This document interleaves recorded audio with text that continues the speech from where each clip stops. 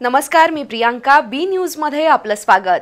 सुरुवातीला एक नजर आज दिवसभरातील ठळक घडामोडींवर. दिमागदार आणि शानदार सोहळ्यात राज्याचे मुख्यमंत्री म्हणून देवेंद्र फडणवीस यांनी घेतली शपथ, तर एकनाथ शिंदे आणि अजित पवार बनले राज्याचे उपमुख्यमंत्री.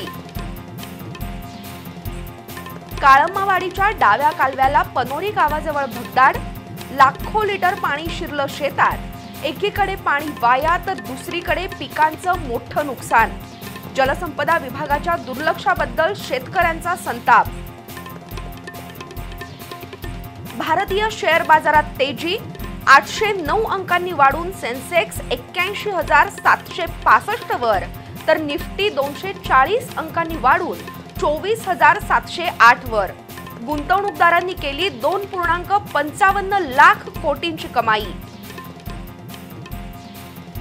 कोल्हापूर जिल्हा परिषदेच्या शिक्षण आणि आरोग्य विभागातील नाविन्यपूर्ण योजना राज्याला दिशादर्शक ठरतील.